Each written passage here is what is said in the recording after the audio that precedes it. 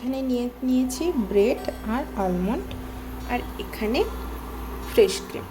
ব্রেডটাকে আমি ত্রিকোণা করে কেটে নিয়েছি, আর আলমন্ডটাকেও আমি কিছুটা কেটে নিয়েছি। কড়াতে ঘি দিয়ে আমি ব্রেডগুলোকে ভেজে নেব। ঘি দিয়ে ব্রেডটা আমি সেঁকে নিয়েছি। এবার হুইপিং ক্রিমে একটুখানি সামান্য ঘি আর আমি আমুল পাউডার দিয়ে একটু মিক্সড করে নেব, আর সামান্য চিনি দেব। আমি এই ঘি কড়াতে যেখানে আমি ব্রেডটা সেঁকেছি সেখানেই ব্রেডের গুঁড়োগুলো ফেলে দিয়ে এবারে আমি দুধটা দিয়ে দিচ্ছি এতে।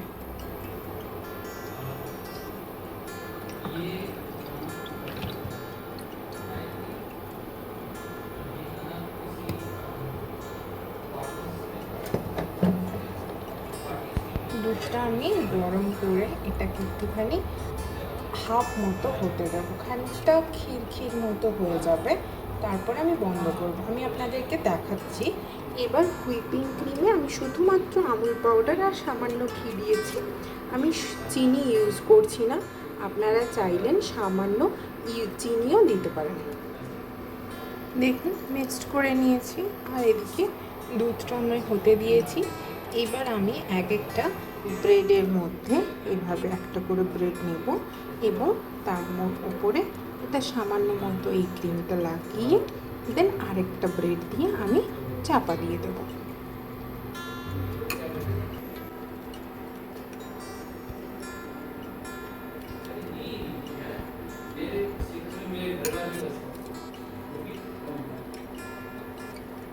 একটা ব্রেড দিয়ে আমি কভার করে দেব। এভাবে আমি সমস্তটা বানিয়ে নেব।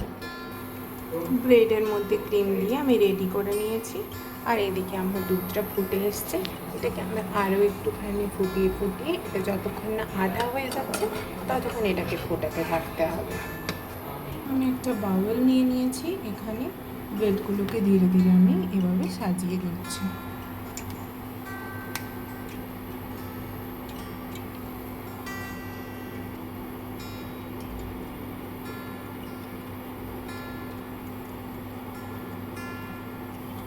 বাউলে এভাবে ব্রেডগুলোকে সাজিয়ে নিয়েছি।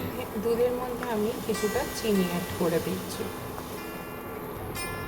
দুধটা আধা হয়ে এসছে, এবার আমি একটা এলাচ দিয়ে দিচ্ছি। আপনারা চাইলে মিল্ক মেডও দিয়ে এটাকে করতে পারেন। সামান্য একটু ঘি দিচ্ছি।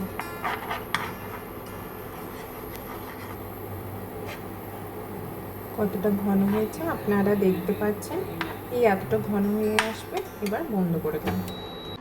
এবার এই ব্রেডের ওপরে আমি এর মিল্কটা দিয়ে দেব। এভাবে আমি দুধটা ব্রেডের ওপরে ছড়িয়ে নিয়েছি। এবার কিছুটা মিশ্রণ যেটা আমি ব্রেডের মাঝে দিয়েছিলাম সেটা ছিল, তো আমি এক্সট্রাটা একটু এর ওপরে ছড়িয়ে নিচ্ছি। আপনাদের ইচ্ছে দিতেও পারেন, নাও দিতে পারেন।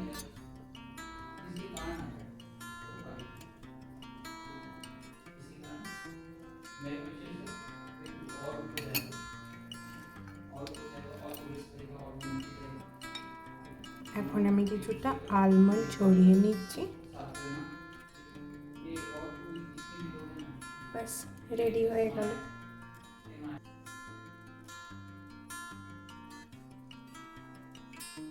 মাঝে মাঝে তব দেখা পায়।